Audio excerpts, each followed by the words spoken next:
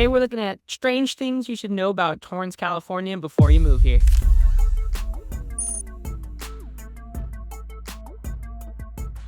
What's up, everybody? Shane Inman here, a local real estate agent in Southern California, helping families move here to Southern California, South Bay.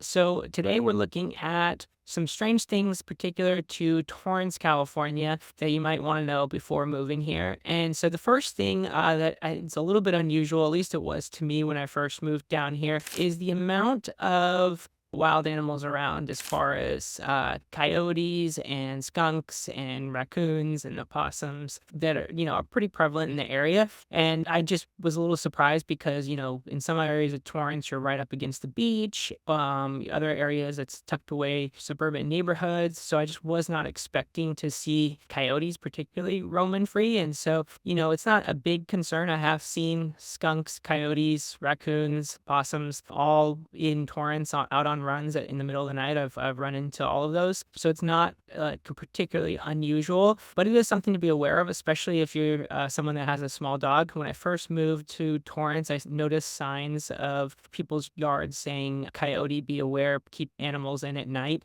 So it's just something to be aware of because if you have a little cat or dog that you let out in the middle of the night, it could be prey to a coyote. So that is something to keep in mind. Same thing with, leaving food out for pets overnight. Raccoons and different animals might come. I've run up on skunks in the middle of the night going for a run, turn a corner, and there's a skunk right in front of you. Not a fun time, but yeah, so that's something to be aware of. It's just that there are those type of animals here, and it's just kind of a surprise because, like I said, you are near the beach, you are in some tucked away suburban neighborhoods, but there are lots of parks and little waterways and areas that they can find refuge, so they are here. Are you thinking of moving to the South Bay? Then you're going to want our relocation guide. So click the link in the description to download that for free, and you'll have everything you need to know before moving here.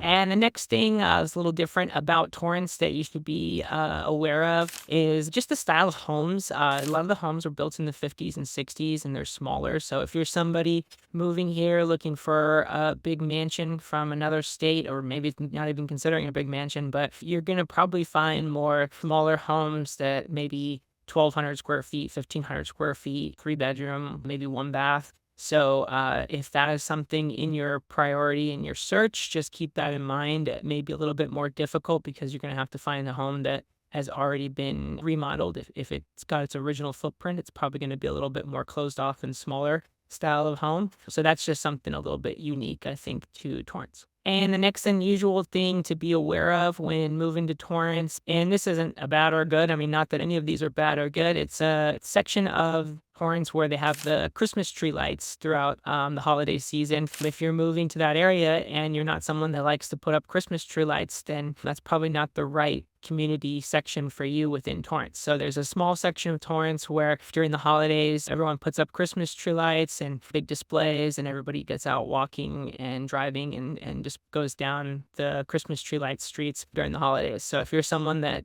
does not want to put up Christmas tree lights during the holidays, then that's probably a section of Torrance you don't want to live in. Another thing that's a little different about Torrance, and maybe it's not different compared to where you're coming from, but I mean, just one town over, it's different. So, and that is that there are 4 high schools in Torrance. Within Torrance Unified, you got 4 different schools to choose from. And, obviously that goes by where you live within Torrance, and then the feeder schools that the kids grow up going to. So elementary school, middle school, and then goes into that particular high school. So there's 4 in the public school section of Torrance Unified. And then you also have Bishop Montgomery Private School in Torrance as well. So you do have some options if you're somebody that's looking for a variety of schools within the town they're moving to. And like I said, that could be unique to Torrance, whereas across the street in Redondo Beach, they have Redondo Union is the only high school. So different schools and different areas have 1 or 2 or 3 or multiple high schools that they feed into, and Torrance happens to be one of those. Another unique thing to Torrance, California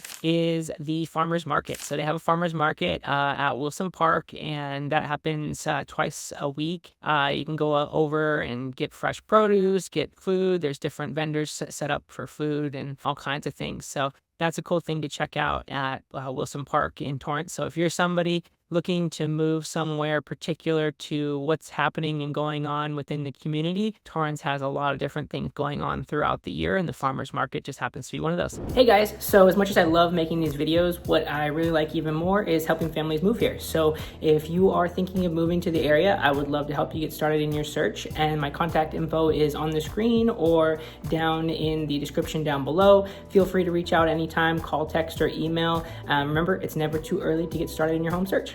And the last kind of strange thing about Torrance that you should know before moving here is there's different sections of Torrance that are either Torrance address and not Torrance Unified School District, Torrance Fire Department, and Torrance Police Department, or vice versa. There's areas that are not considered Torrance addresses, but they are part of Torrance Unified School District, Torrance Fire, and Torrance Police Department. So if you're someone looking to the area, particularly because of the school district, or if you're someone looking particularly because you want to be a part of the Torrance community, that is something to be aware of. Is there's sections of Torrance that have Torrance address and they're not part of Torrance Unified School District, and then there's sections that you might not think of as part of Torrance, and they do actually feed into the Torrance school districts and the Torrance Police Department and Torrance Fire Department. Those areas are something to keep in mind when looking in Torrance. So those are some unique things about Torrance. Feel free to comment down below if you've got some other things you think people should know when moving to Torrance.